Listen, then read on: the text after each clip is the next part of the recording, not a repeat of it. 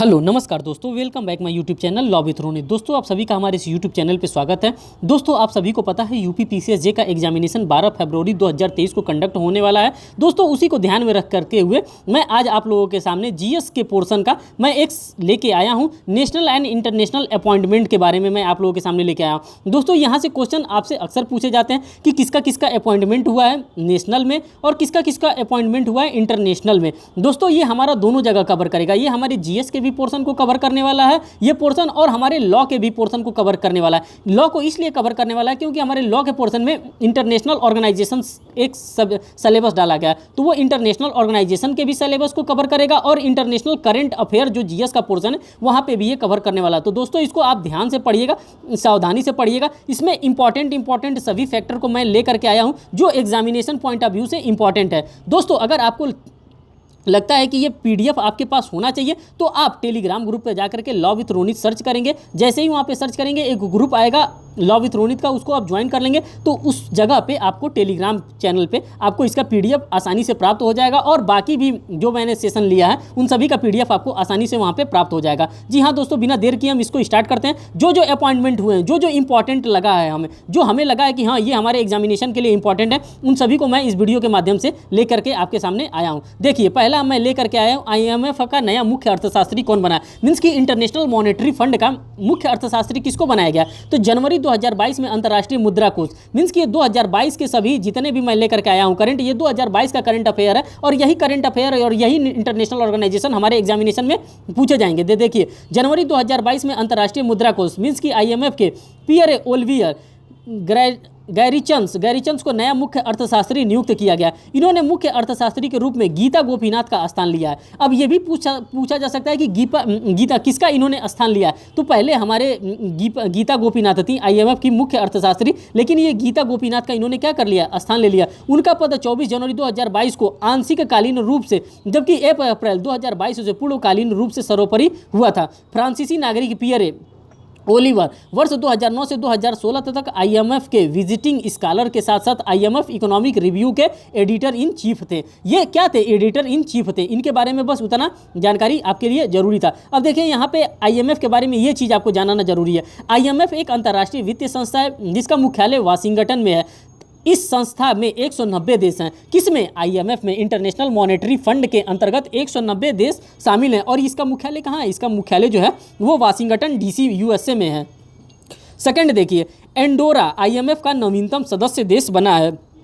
आपसे ये भी पूछा जा सकता है कि IMF का नया सदस्य देश कौन बना, तो जो एंडोरा देश है वो एंडोरा देश IMF का नया सदस्य देश बना है। इसका मुद्रा क्या है, मुद्रा की विशेष आहरण अधिकार, मीन्स कि इसके जो IMF का जो मुद्रा होता है उसको SDR कहते हैं। SDR का मतलब होता है स्पेशल ड्राइंग राइट। बास्केट में USA डॉलर, इसके पास पाँच मुद्राएं हैं। उस 5 मुद्राओं में कौन है, पहले USA डॉलर है, यूरो है, जापान येन है, पाउंड है और चीनी रेमिबिन है। 2016 में ये शामिल हुआ। मीन्स कि इसके पाँच प्रकार की मुद्रा है, उसी 5 प्रकार की मुद्रा से ये क्या करता है, अपना मीन्स कि अंतर्राष्ट्रीय व्यापार करता है। और इसके पास क्या है, SDR है, स्पेशल ड्राइंग राइट है।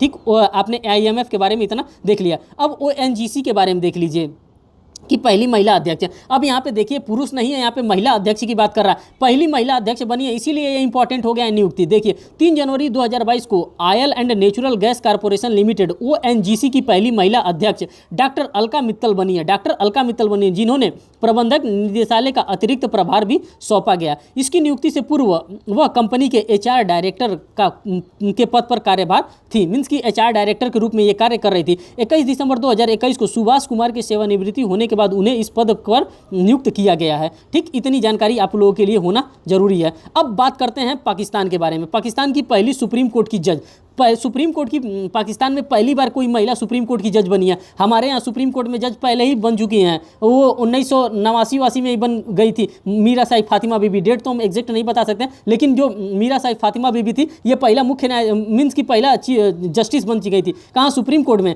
अब पाकिस्तान में अब जाकर के बनी है, कब, 2022 में। देखिए पाकिस्तान हम लोग से कितना पीछे है। देखिए पाकिस्तान के न्यायिक आयोग ने 6 जनवरी 2022 को जस्टिस आयशा मलिक को देश के सर्वोच्च न्यायालय के न्यायाधीश के रूप में पदोन्नति करने की मंजूरी दे दी है। इसके बाद जस्टिस आयशा पाकिस्तान के न्यायिक इतिहास की सुप्रीम कोर्ट की पहली महिला जज बन गई है। दोस्तों ये क्वेश्चन हमारे लिए इसलिए इंपॉर्टेंट था क्योंकि ये सुप्रीम कोर्ट से वहाँ के जुड़ा है, इसीलिए मैंने इस क्वेश्चन को यहाँ पर लिया और इस क्वेश्चन को थोड़ा सा वेटेज मैंने दिया। हार्वर्ड लॉ स्कूल से LLM स्नातक न्यायमूर्ति आयशा मलिक वर्ष 2012 में लाहौर न्यायालय के मुख्य न्यायाधीश, लाहौर न्यायालय में न्यायाधीश के रूप में पदोन्नति होने के पहले वो प्रमुख कारपोरेट और वाणिज्यिक कानून फर्क में भागीदारी थी। मीन्स कि ये पहले क्या थी, पहले ये वाणिज्यिक कार्य कर रही थी। कौन? जो पाकिस्तान में ये आई हैं आयशा मलिक। ये पाकिस्तान का, ये इंडिया का नहीं है दोस्तों, ध्यान से आप इसको देखिएगा। ये पाकिस्तान की बात मैं बता रहा हूँ, ये इंडिया की बात मैं नहीं बता रहा हूँ। पाकिस्तान के नए प्रधानमंत्री का फिर से अपॉइंटमेंट हुआ है, इनके बारे में भी जानना आपको जरूरत है, क्योंकि एग्जामिनेशन में कब कहाँ से किस प्रकार से क्वेश्चन पूछ देगा, इंटरनेशनल ऑर्गेनाइजेशन से कहाँ से क्वेश्चन पूछ देगा, जब तक हम नहीं जानेंगे उस पॉइंट को तब तक हम गड़बड़ा जाएंगे। पाकिस्तान की सियासत में उठापटक के बीच शहबाज शरीफ पाकिस्तान के नए प्रधानमंत्री चुन लिए गए। पहले कौन थे?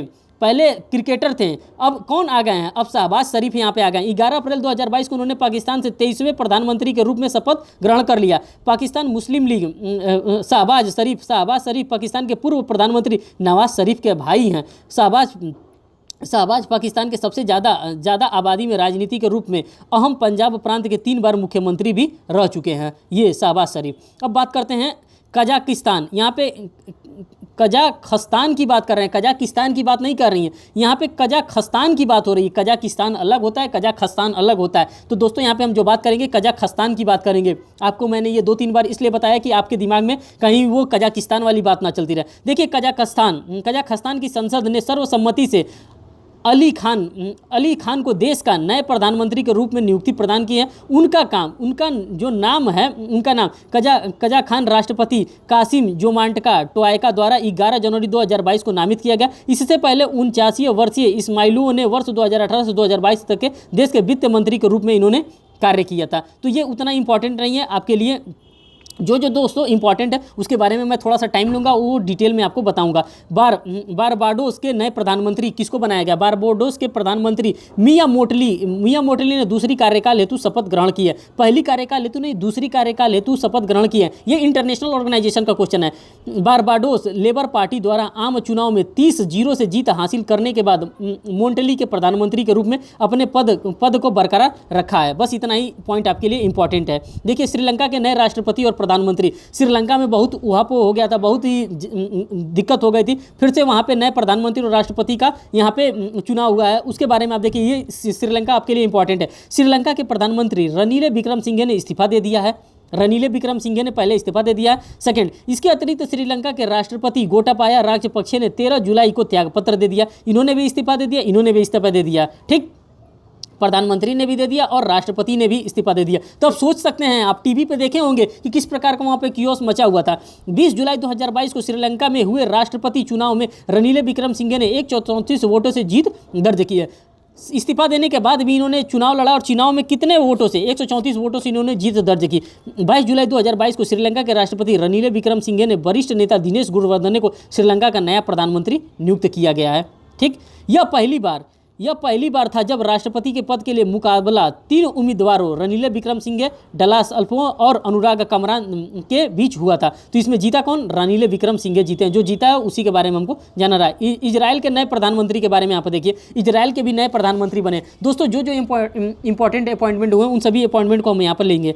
बेंजामिन नेतन्याहू एक बार फिर से इजराइल के नए प्रधानमंत्री बन गए। संपन्न हुए चुनाव में उन्होंने जीत दर्ज की है तथा यार लैपिड की जगह लिया। यार लैपिड को उन्होंने हराया है। यार लैपिड वहाँ पे पहले प्रधानमंत्री थे इजराइल में, यार लैपिड हट गए। अब कौन बन गया? अब नेतन्याहू जी वहाँ के प्रधानमंत्री बन गए। नेतन्याहू ने देश के इतिहास में सबसे लंबे तक प्रधानमंत्री के रूप में कार्य किया है। इजराइल इलेक्शन 1 नवंबर से 2022 में आयोजन किए, जिसमें नेक्स्ट इजराइल की संसद के सदस्यों का चुनाव किया गया। यहाँ तक इंपॉर्टेंट था, इसके बाद आपके लिए इंपॉर्टेंट नहीं है। अब ऑस्ट्रेलिया के नए प्रधानमंत्री के बारे में बस आप पॉइंट दिमाग में रखे रहिए कि हाँ कहाँ कहाँ पे प्रधानमंत्री को अपॉइंटमेंट किया गया, कहाँ के प्रधानमंत्री के, विभिन्न देशों के प्रधानमंत्री को। ऑस्ट्रेलिया के चुनाव में लेबर पार्टी के नेता एंथनी अल्बनीज़ ने जीत हासिल की और वो ऑस्ट्रेलिया के नए प्रधानमंत्री बन गए हैं। अल्बनीज़ ऑस्ट्रेलिया के 31वें प्रधानमंत्री बने तथा वर्ष 2007 के बाद से अल्बनीज़ की पार्टी पहली चुनाव जीत हासिल की है। इस चुनाव में ऑस्ट्रेलिया के प्रधानमंत्री स्कॉट मॉरिस हार गए हैं। जो स्कॉट मॉरिस थे पहले प्रधानमंत्री, वो हार गए। अब प्रधानमंत्री कार्यालय में प्रधानमंत्री के सलाहकार को नियुक्त किया गया। ये भारत के परिप्रेक्ष्य से है। देखिए 2 मई 2022 को कैबिनेट की नियुक्ति समिति एसीसी द्वारा पूर्व पेट्रोलियम सचिव तरुण कुमार को प्रधानमंत्री कार्यालय के प्रधानमंत्री के सलाहकार के रूप में 2 वर्ष की अवधि के लिए नियुक्त किया गया। तरुण कपूर हिमाचल प्रदेश कैडर के 1987 बैच के आईएएस अधिकारी थे। इनको प्रधानमंत्री का क्या नियुक्त किया गया? सलाहकार नियुक्त किया गया। किसको नियुक्त किया गया है? तरुण कुमार जी को। ये क्या थे? ये एक आईएएस थे। कहाँ के आईएएस थे? तो ये तरुण कुमार हिमाचल प्रदेश कैडर के ये आईएएस थे। ठीक, अब इसरो के नए अध्यक्ष नियुक्त हुए हैं। अब इनके बारे में हम लोग थोड़ा सा देख लेते हैं, इसरो के कौन नए अध्यक्ष नियुक्त हुए हैं। दोस्तों जो इंपॉर्टेंट फैक्टर है वो आपके पीसीएस के एग्जामिनेशन के लिए मैं बता रहा हूँ। आप अगर इस चीज़ को अगर आप पढ़ लेते हैं तो मान के चलिए कि आपका कहीं ना कहीं ये नंबर आपको दिला करके जाने वाला है, नंबर आपका लेके जाने वाला नहीं है। 12 जनवरी 2022 को केंद्र सरकार ने प्रख्यात रॉकेट वैज्ञानिक डॉक्टर एस सोमनाथ को भारतीय अंतरिक्ष अनुसंधान इसरो का अध्यक्ष नियुक्त किया गया है।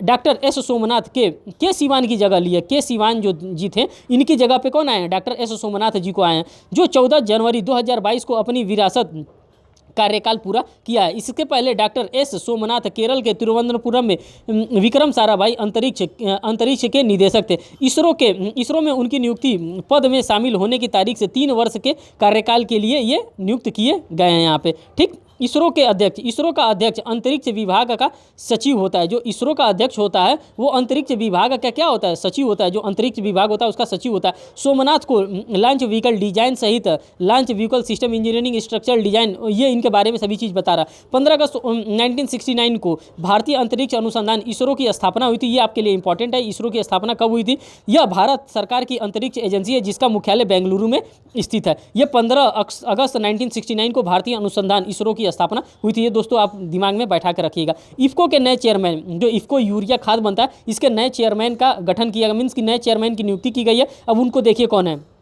दिलीप संघानी को भारतीय किसान उर्वरक सहकारी इफ्को संस्था का चेयरमैन चुना गया। इफ्को के निर्वाचित निदेशक मंडल में सर्वसम्मति से दिलीप संघवानी को 17वां अध्यक्ष चुना गया। कैसे चुना गया? सर्वसम्मति से इनको 17वां अध्यक्ष चुना गया। वह इसके पहले इफ्को के वाइस चेयरमैन के रूप में कार्यरत थे। दिलीप भाई संघानी गुजरात राज्य सहकारी विपणन संघ लिमिटेड के अध्यक्ष भी हैं। आपको बता दें कि किसानों के लिए इफ्को ने विश्व का सबसे पहला नैनो यूरिया लिक्विड उर्वरक तैयार किया है। कहाँ पे किया गया है? गुजरात में किया है। गुजरात में कहाँ पे किया है? कलोल में किया गया। दूसरा कहाँ पे किया गया? अपने प्रयागराज में किया गया। प्रयागराज में कहाँ पे किया गया है? फूलपुर में किया गया है। मीन्स की लिक्विड नैनो यूरिया लिक्विड के बारे में बताया जाए। इफ्को का पूर्ण स्वामित्व तो भारतीय सहकारी समिति के पास है और वर्ष 1967 से केवल 57 सहकारी समितियों में इसका स्थापना की गई थी। अब बात करते हैं मुख्य आर्थिक सलाहकार की नियुक्ति हुई है। अब इनके बारे में देखिए। 28 जनवरी 2022 को केंद्र सरकार ने डॉक्टर वी अनंत नागेश्वरन को मुख्य आर्थिक सलाहकार सीईए नियुक्त किया है। दिसंबर 2021 को केवी सुब्रमण्यम का कार्यकाल बतौर मुख्य आर्थिकी सलाहकार सीईए खत्म हो गया है। तब से सीईए की नियुक्ति नहीं हो पाई थी। इससे पहले डॉक्टर नागेश्वर एक लेखक, शिक्षक और सलाहकार के रूप में कार्य कर चुके हैं। अब नेक्स्ट जो अपॉइंटमेंट हुआ है एलआईसी के अध्यक्ष के बारे में देखिए। एलआईसी का अध्यक्ष का अपॉइंटमेंट किस तरह से हुआ है। केंद्र सरकार ने आईपीओ मीन्स की जो इनिशियल पब्लिक ऑफर होता है, IPO brand life insurance corporation के अध्यक्ष एमआर कुमार का कार्यक्रम 23 मार्च मीन्स की 2023 तक 1 वर्ष के लिए बढ़ा दिया। एसआर कुमार ने 14 मार्च 2019 को एलआईसी के अध्यक्ष के रूप में कार्यभार संभाला था। यह कुमार को दिया गया दूसरा विस्तार है। उनको 2 बार विस्तार दिया गया। एक बार पहले विस्तार दिया जिसको था, दूसरी बार अब विस्तार इनको दिया गया है। बस वही तक आपके लिए इंपॉर्टेंट था। अब दोस्तों यहाँ पे देखिए 27वें लेखा महानियंत्रक के बारे में हम बात करते हैं। भारती दास को वित्त मंत्रालय में 27वां लेखा महानियंत्रक नियुक्त किया गया है। भारती दास ने दीपक दास का स्थान लिया है। भारती दास 1988 बैच के भारतीय सिविल लेखा सेवा ICAS अधिकारी हैं। उन्होंने 27वें महालेखा नियंत्रक के रूप में वित्त मंत्रालय के व्यय विभाग में लेखा महानियंत्रक के रूप में नियुक्ति किया गया है। अब यूजीसी के नए अध्यक्ष के बारे में देख लीजिए। यूनिवर्सिटी ग्रांट कमीशन के बारे में फरवरी 2022 में जवाहरलाल नेहरू विश्वविद्यालय के उपकुलपति एस जगदीश कुमार को विश्वविद्यालय अनुदान आयोग का अध्यक्ष नियुक्त कर दिया गया। जगदीश कुमार को पदभार ग्रहण करने की तिथि से 5 वर्ष की अवधि या 65 वर्ष की आयु तक के लिए यह पद सौंपा गया। जवाहरलाल नेहरू विश्वविद्यालय के उपकुलपति के रूप में जगदीश कुमार का 5 वर्षीय कार्यकाल पिछले जनवरी माह में समाप्त हो गया था, लेकिन उन्हें उत्तराधिकारी चुनने तक पद पर बने रहने के लिए कहा गया था कि मीन्स कि आप ही को अपना उत्तराधिकारी चुन करके जाना है। तो ये जगदीश कुमार ममिड़ादी थे। अब बात करते हैं एनसीईआरटी के नए अध्यक्ष के निदेशक के बारे में। इनको कहाँ से नियुक्त किया गया, कैसे नियुक्त किया गया है? उत्तराखंड के हेमवंती नंदन बहुगुणा गढ़वाल विश्वविद्यालय के प्रोफेसर दिनेश कुमार सकलानी को राष्ट्रीय शैक्षणिक अनुसंधान और शैक्षणिक परिषद एनसीईआरटी का नया निदेशक नियुक्त किया गया है। उन्हें 5 वर्ष की अवधि के लिए या 65 वर्ष की आयु जो भी पहले हो एनसीईआरटी के निदेशक के रूप में नियुक्त किया गया है। प्रोफेसर दिनेश प्रसाद सकलानी HNB गढ़वाल विश्वविद्यालय की मीन्स की हेमवंती नंदन बहुगुणा गढ़वाल विश्वविद्यालय के इतिहास, प्राचीन इतिहास, संस्कृत और पुरातत्व विभाग के प्रोफेसर थे। इन्हीं को प्रोफेसर नियुक्त किया गया। राष्ट्रीय शैक्षणिक अनुसंधान और प्रशिक्षण परिषद एनसीईआरटी वर्ष 1961 में भारत सरकार द्वारा गठित एक स्वायत्त संस्था है जो कि स्कूल शिक्षा से संबंधित मामलों पर केंद्र सरकार और राज्य सरकारों को सहायता प्रदान करने तथा उसे सुझाव देने का कार्य करती है। एनसीईआरटी का मुख्यालय नई दिल्ली में स्थित है, मीन्स की दिल्ली में इसका मुख्यालय स्थित है। जेएनयू की महिला कुलपति, देखिए नियुक्ति के बारे में बस मैं लेकर के आया हूँ, कहाँ कौन सा इंपॉर्टेंट नियुक्ति हुआ, उसी नियुक्ति के बारे में हम बात कर रहे हैं। अब जेएनयू की पहली महिला कुलपति के बारे में बात करते हैं।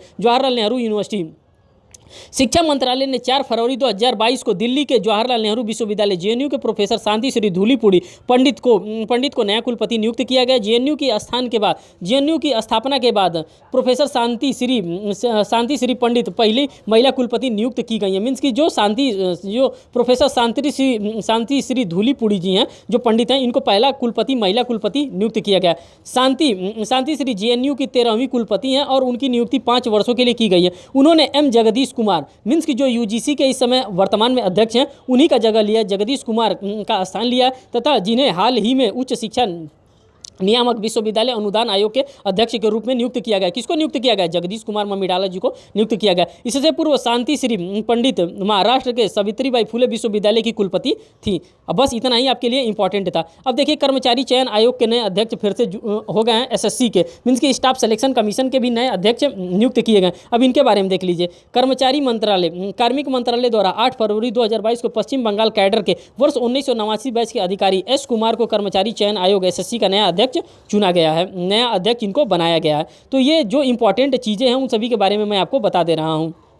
भारत का पहला राष्ट्रीय समुद्री सुरक्षा समन्वय किसको बनाया गया है, इसके बारे में बता देना। केंद्र सरकार ने वाइस एडमिरल सेवानिवृत्त जी अशोक कुमार को भारत का पहला राष्ट्रीय समुद्री सुरक्षा समन्वयक national maritime security coordinator MSSC नियुक्त किया गया। पिछले वर्ष के अंत में सुरक्षा पर कैबिनेट समिति ने इस पद पर नियंत्रण को प्रस्ताव की मंजूरी दे दी थी।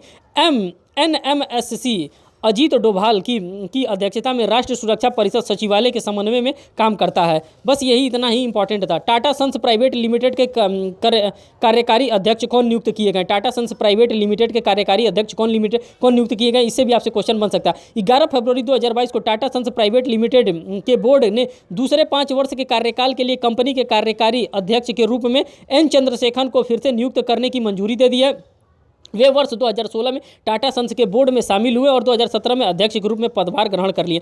पिछले 5 वर्षों में चंद्रशेखर के कार्यकाल में समूह द्वारा स्टील, वियामन और डिजिटल क्षेत्र में कई विलय अधिग्रहण को 16 टेलीफोन उद्योगिक पूरी तरह से बाहर निकालने का निर्णय लिया गया है। ये टाटा सन्स के लिए आपको ये जानकर रखना पड़ेगा। देखिए विक्रम साराभाई अंतरिक्ष केंद्र में नए निदेशक किसको नियुक्त किया गया? वैज्ञानिक और प्रक्षेपण यान विशेषज्ञ डॉक्टर S उन्नीकृष्णन नायर ने विक्रम साराभाई अंतरिक्ष केंद्र VSSC के निदेशक के रूप में कार्यभार संभाला है। वर्ष 1985 में VSSC के त्रिवेदी ने अपना करियर शुरू करने वाले नायर ने अपने कार्यकाल के दौरान लॉन्च, वाहन तंत्र, ध्वनि सुरक्षा प्रणाली और पोलैंड फेयरिंग क्षेत्रों में महत्वपूर्ण योगदान दिया है। विक्रम साराभाई अंतरिक्ष केंद्र केरल राज्य में तिरुवनंतपुरम में थुम्बा में स्थापित किया गया है, जो सभी प्रकार के रॉकेट या अंतरिक्ष यान डिजाइन, नियंत्रण, निर्माण एवं परिचालन संबंधी कार्य करता है। ठीक, यूरोपीय संघ की संसद की नई अध्यक्ष के बारे में हम बात करते हैं। यहाँ पे इनको भी अपॉइंट किया गया।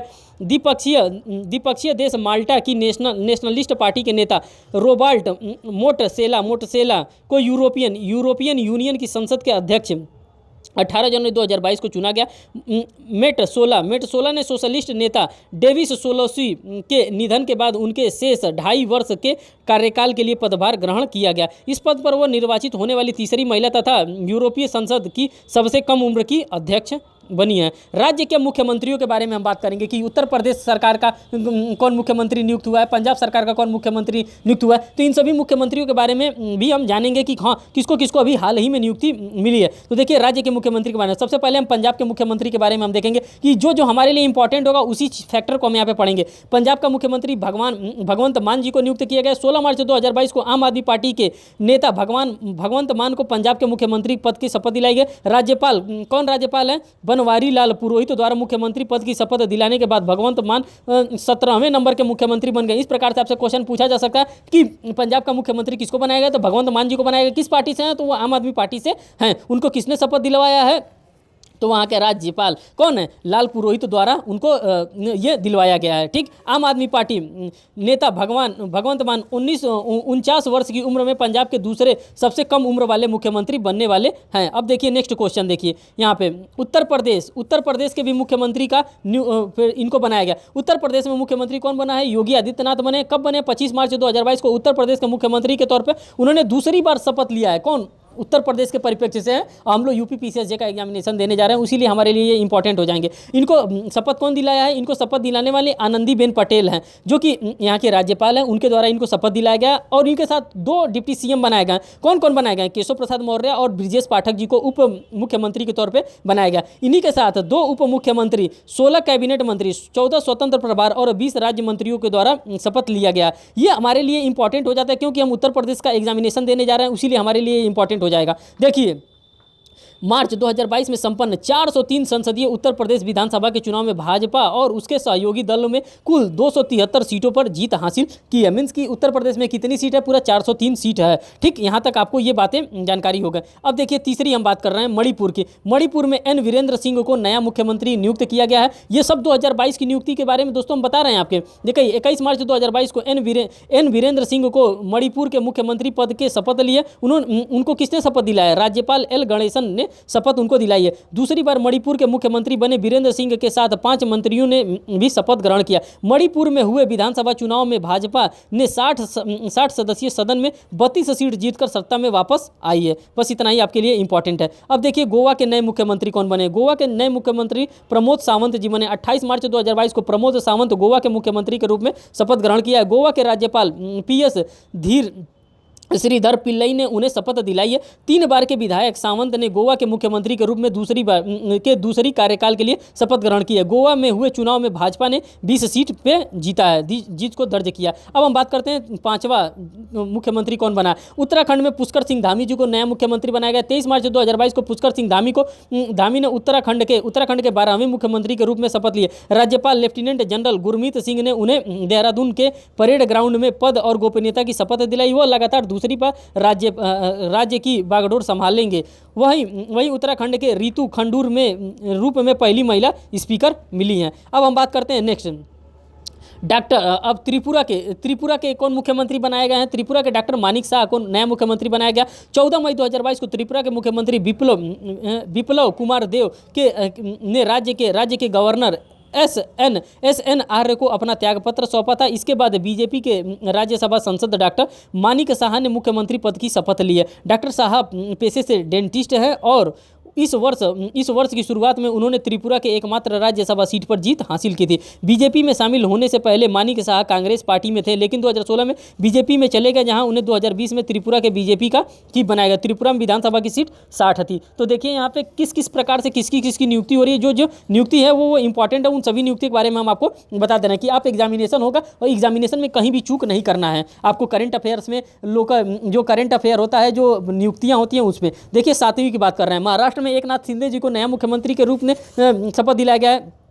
30 जून 2022 को शिवसेना नेता एकनाथ शिंदे ने महाराष्ट्र के 20वें मुख्यमंत्री के तौर पर शपथ लिया। एकनाथ शिंदे को राज्य भवन में महाराष्ट्र के राज्यपाल भगत सिंह कोश्यारी ने शपथ दिलाई है। इसके साथ ही महाराष्ट्र के पूर्व CM रह रहे बीजेपी नेता देवेंद्र फडणवीस को उप मुख्यमंत्री के रूप में शपथ दिलाया गया। अब ये भी क्वेश्चन आपके लिए इंपॉर्टेंट है, किसको उप मुख्यमंत्री बनाया गया, किस पार्टी से है, तो बीजेपी पार्टी से हैं। उत्तर प्रदेश का हम पेपर देने जा रहे हैं, तो यहाँ पे इस प्रकार के क्वेश्चन पूछे जा सकते हैं। 29 जून को उद्धव ठाकरे ने मुख्यमंत्री पद से इस्तीफा दिया था। किसके स्थान पर ये बने, मुख्यमंत्री, तो ये उद्धव ठाकरे ने इस्तीफा दिया, उसके बाद ये बने। एकनाथ शिंदे का जन्म 9 फरवरी 1946 को हुआ था, ये हमारे लिए उतना इंपॉर्टेंट नहीं है। अब देखिए बिहार के मुख्यमंत्री कौन बने। बिहार का मुख्यमंत्री नीतीश कुमार को बनाया गया। पहले यही मुख्यमंत्री थे, इन्होंने ही त्याग पत्र दिया, फिर इनको ही मुख्यमंत्री वहां पे बना दिया गया। 9 अगस्त 2022 को बिहार के सियासी संकट के बीच नीतीश कुमार मुख्यमंत्री के पद से इस्तीफा दे दिए हैं।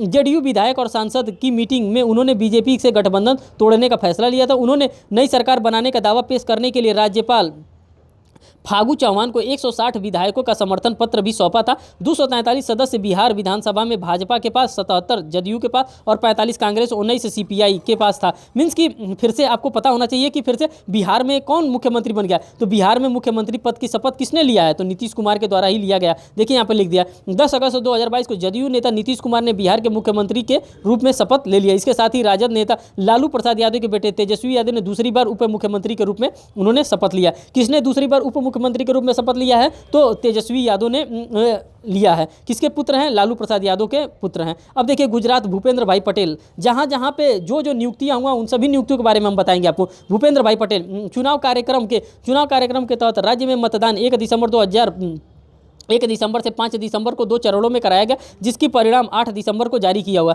गुजरात में भूपेंद्र पटेल राज्य के नए मुख्यमंत्री बने हैं। 12 दिसंबर 2022 को गांधीनगर में उन्होंने गुजरात के 18वें मुख्यमंत्री के रूप में शपथ ग्रहण किया। मुख्यमंत्री के रूप में भूपेंद्र पटेल का यह लगातार दूसरा कार्यकाल होगा। गुजरात विधानसभा चुनाव 2022 के नतीजे में भारतीय जनता पार्टी बीजेपी लगातार 7वीं बार जीत दर्ज की है। ये क्वेश्चन आपके लिए इंपॉर्टेंट हो जाएगा। लगातार बीजेपी गुजरात में कितनी बार जीती है, तो 7वीं बार वहाँ पे अपना जीत दर्ज किया है। ठीक, ये चीज के बारे में आप लोगों ने देख लिया। अब बात करते हैं हिमाचल प्रदेश के मुख्यमंत्री किसको नियुक्त किया गया है। सुखविंदर सिंह सुक्खू जी को हिमाचल प्रदेश का नया मुख्यमंत्री नियुक्त किया गया। हिमाचल प्रदेश में 4 बार के विधायक और पूर्व कांग्रेस अध्यक्ष सुखविंदर सिंह सुक्खू को 15वें मुख्यमंत्री के रूप में नियुक्त किया गया। विधानसभा के नेता प्रतिपक्ष रहे मुकेश अग्निहोत्री उप मुख्यमंत्री बने। 11 दिसंबर 2022 को शिमला में शपथ लिए। 5 वर्ष के बाद जनता ने एक बार फिर से सरकार बदल दी है और भाजपा चुनाव हार गई है, जबकि कांग्रेस सरकार बनने में कामयाब हुई है।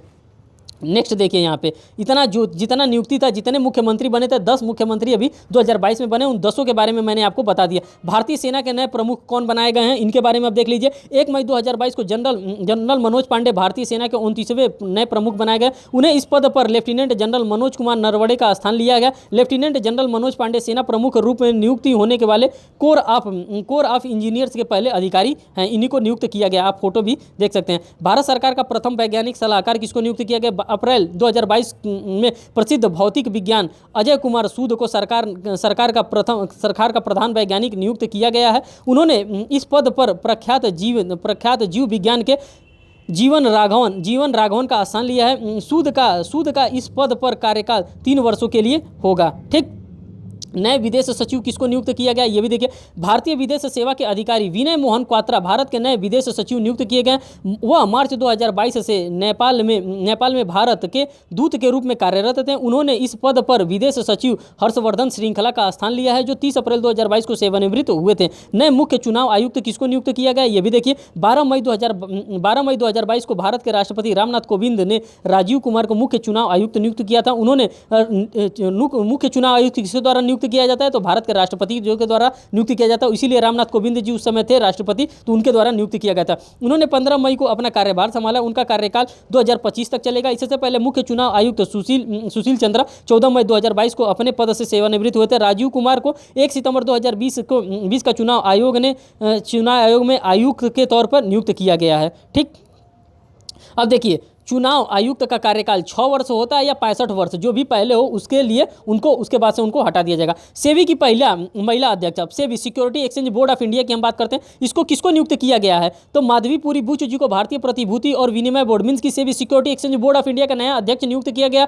वह सेबी की पहली महिला और नियामक निकाय की अध्यक्षता करने वाली पहली गैर ISI भी थी, गैर IAS भी है। उन्हें अजय त्यागी का स्थान लिया है। सेबी का मुख्यालय मुंबई में स्थित है। मींस की security exchange board of India जो कि रेगुलेशन करता है किसका, म्यूचुअल फंड का और उसके बाद से शेयर मार्केट का ये रेगुलेशन करता है। यूपीएससी के नए अध्यक्ष किसको नियुक्त किया गया? संघ लोक सेवा आयोग यूपीएससी का सदस्य डॉक्टर मनोज सोनी को आयोग का नया अध्यक्ष नियुक्त किया गया। उन्होंने अपना कार्यभार 5 अप्रैल 2022 को प्रोफेसर प्रमोद कुमार जोशी से ग्रहण किया। संघ लोक सेवा आयोग का उल्लेख भारतीय संविधान के अनुच्छेद 315 में उल्लेख किया गया। कहाँ पे किया गया है? ये संवैधानिक है, ये कॉन्स्टिट्यूशन ऑफ इंडिया के आर्टिकल 315 में किया गया। कार्यकाल 6 साल या 65 वर्ष होगा, जो भी पहले होगा उनको रिटायर कर दिया जाएगा। G20 का शेरपा किसको बनाया गया? G20 का बैठक कहाँ पे हुआ? इन सभी चीज़ों के बारे में देखिए। अप्रैल 2022 में भारत द्वारा वर्ष 2023 के आयोजन होने वाले G20 शिखर सम्मेलन के लिए विदेश सचिव हर्षवर्धन श्रृंखला को मुख्य समन्वयक नियुक्त किया गया। उनकी नियुक्ति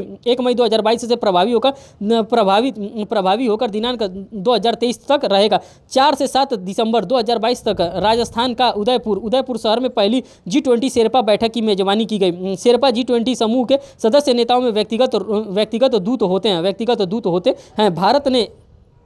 भारत ने 1 दिसंबर 2022 को औपचारिक रूप से G20 का अध्यक्षता ग्रहण की थी। भारत एक मेजबान राष्ट्र के रूप में नई दिल्ली में सितंबर 2023 में होने वाले G20 शिखर सम्मेलन का एजेंडा तय करेगा। G20 का शेरपा बैठक अध्यक्षता शेरपा अमिताभ कांत ने की है। शेरपा किसको बनाया गया?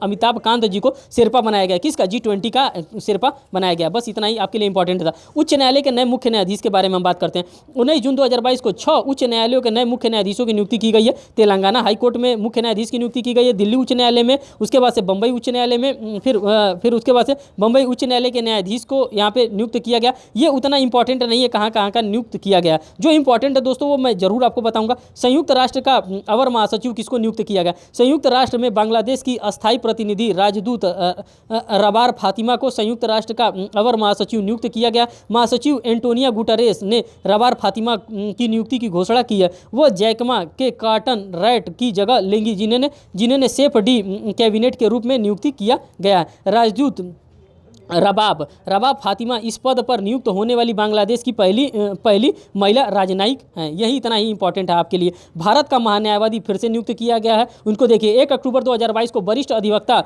आर वेंकट रमणी को 3 साल के लिए अधिवक्ता के अवधि के लिए भारत के अटॉर्नी जनरल के रूप में नियुक्त किया गया। अटॉर्नी जनरल के रूप में नियुक्त किया गया किसको? आर वेंकट रमणी जी को नियुक्त किया गया है। ठीक, देखिए वेंकट रमणी के वेणुगोपालन का स्थान इन्होंने ग्रहण किया। वेणुगोपालन को वर्ष 2017 में भारत का 15वें महान्यायवादी नियुक्त किया गया है। भारत सरकार का वकील होता है महान्यायवादी का उल्लेख संविधान के अनुच्छेद 76 में किया गया है। और ये किसके प्रसाद पर्यंत होता है? ये राष्ट्रपति के प्रसाद पर्यंत होता है। और भारत के पहले न्यायवादी किसको नियुक्त किया गया था? MC सीतलवाड़ जी को भारत का पहला महान्यायवादी नियुक्त किया गया था। ये भी क्वेश्चन आपके लिए बन सकता है। नीति आयोग के नए अध्यक्ष नए मुख्य कार्यकारी अधिकारी किसको नियुक्त किया गया? 24 अप्रैल 2022 को केंद्र सरकार ने 2 वर्ष के लिए कार्यकाल हेतु IAS अधिकारी परमेश्वर अय्यर को नीति आयोग का नया अध्यक्ष मुख्य कार्यकारी अध्यक्ष CO नियुक्त किया गया है। ठीक, नीति आयोग के नए उपाध्यक्ष की बात करते हैं तो 22 अप्रैल 2022 को केंद्र सरकार ने डॉक्टर सुमन के बेरी को नीति आयोग का उपाध्यक्ष नियुक्त किया। इससे पहले डॉक्टर राजीव कुमार नीति आयोग के उपाध्यक्ष के पद पर इस्तीफा दे चुके हैं। सुमन के बेरी पहले नीति आयोग के पूर्वकालिक सदस्य थे। ठीक, इतना ही आपके लिए इंपॉर्टेंट था इनसे। विश्व बैंक के नए आर्थिक सलाहकार किसको नियुक्त किया गया है? जुलाई 2022 में विश्व बैंक के भारतीय नागरिक इंदरमित गिल को मुख्य अर्थशास्त्री चीफ इकोनॉमिस्ट नियुक्त किया गया। इस पद के लिए गिल ने कार्मरेट रेनहार्ट का स्थान लिया है। भारतीय नागरिक गिल इस पद पर नियुक्त होने वाले दूसरे भारतीय हैं। इससे पूर्व कैसियर बसु वर्ष 2012 से 2016 तक इस पद पर रह चुके हैं। यही आपके लिए इतना ही इंपॉर्टेंट है। विश्व बैंक के लिए नए मुख्य अर्थशास्त्री नियुक्त किए गए, ये आपके लिए इंपॉर्टेंट है। दोस्तों इस सेशन में इतना ही था, जितना हो सकता था उतना मैं आप लोगों के लिए इंपॉर्टेंट अपॉइंटमेंट लेकर के आया था। दोस्तों नेक्स्ट सेशन में जो भी हो सकता है, कहाँ का कौन सा इंपॉर्टेंट खेल है, कौन सा खेल में किस ने भाग लिया है, कौन सा मेडल जीता है, इन सभी पे मैं दोस्तों अपना नेक्स्ट वीडियो मैं आप लोगों के सामने बहुत ही जल्दी लेकर के आने वाला हूं। दोस्तों वीडियो वॉच करने के लिए बहुत बहुत धन्यवाद। Thank you.